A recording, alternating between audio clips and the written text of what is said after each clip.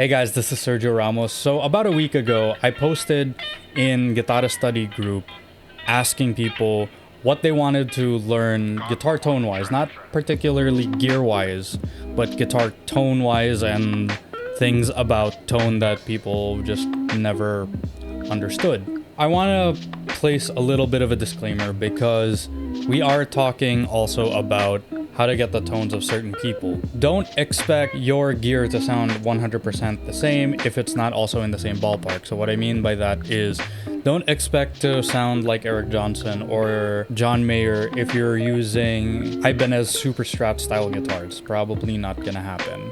You would probably need a Strat. Second is, I am a firm believer the tone is in the fingers. And before I get a lot of people angry at me in the comment section dito sa Facebook, you'll realize that guitar tones are only half of the story.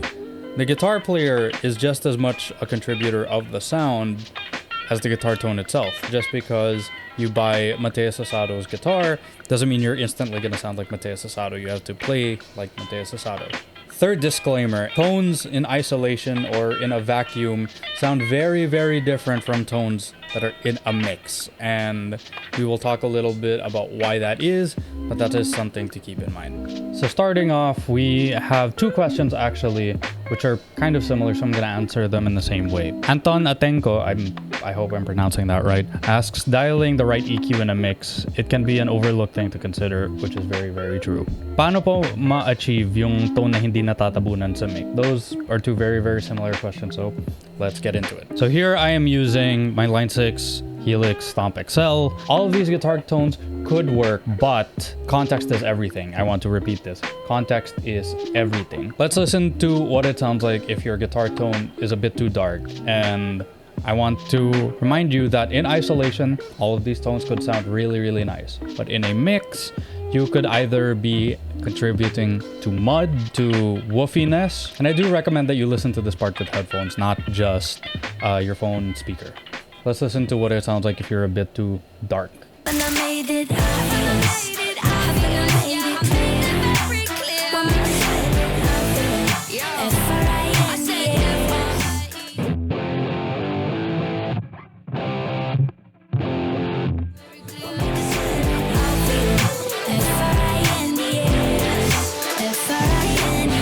The frequencies that are being used are taking up way too much bass. What we're trying to achieve is a nice clear definition, a nice pocket of frequency range where we as a guitar player will sit. But again, this entirely depends on context. So now that's a tone that is too dark. We can't really hear whatever the guitarist is playing exactly.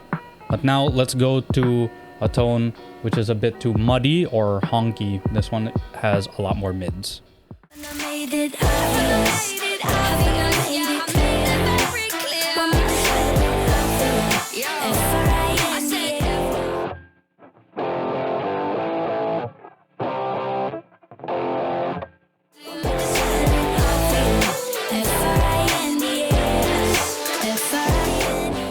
I used to be the type of person that would love mids over everything. I feel like it is just part of the guitarist's journey at some point, especially as somebody who loves the guitar tones of Eric Johnson, Greg Howe. Those are very kind of darker but mid-heavy tone type people. As I've grown older, context is everything, and for a lot of the music that I do, which is either rock or pop, similar, like even maski na playing in church, mids will either add to mud or you will poke out way too much. With mids, matatabunan ka ba? Maybe, but you also don't want to poke out of the mix too much. I've over-exaggerated this, where I wanted to make it extra honky, extra dark, and as you can tell, it kind of didn't fit well. Could you hear the guitar? At some points, yes, but you could hear too much of the guitar. Now we're gonna listen to if your guitar tone is way too bright or way too matinis.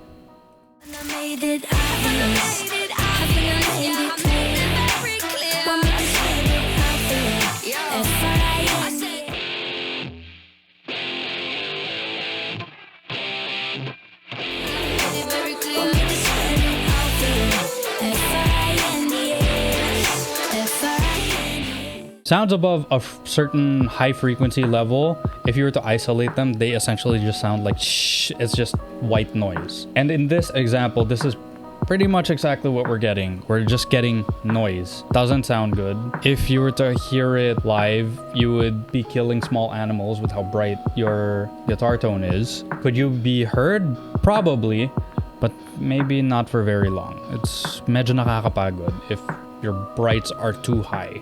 So here we are in my just right setting. And another important tip, especially if you're using modelers or something similar, a real guitar cabinet will not reproduce certain frequencies below and above a certain threshold. Usually that's about 80 hertz on the low end to above anywhere between like 6, sometimes 8, sometimes 13 or 12K. So here's a visual representation of that. Low cut is going to be around 80 hertz. Our high cut 8,000, which is 8K. Real guitar speakers, like ones that you actually place a mic in front of, will have this natural curve to it. And even if you open it up in your DAW and you look at yung EQ, ito pa rin yung lalabas.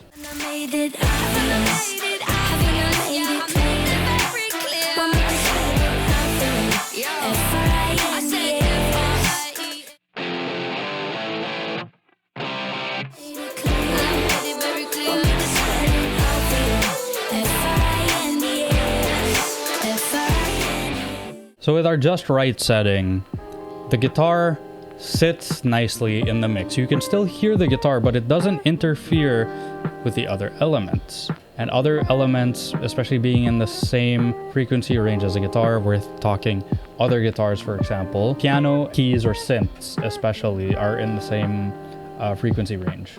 And of course, guitar tone is not everything. How you play also is a factor. So if you are playing higher up in the neck, of course you are going to sit better. You do not want to be playing same thing that your other guitarist is playing, that the piano player is playing. Find your own range. And that means you have to practice your inversions. Very, very important.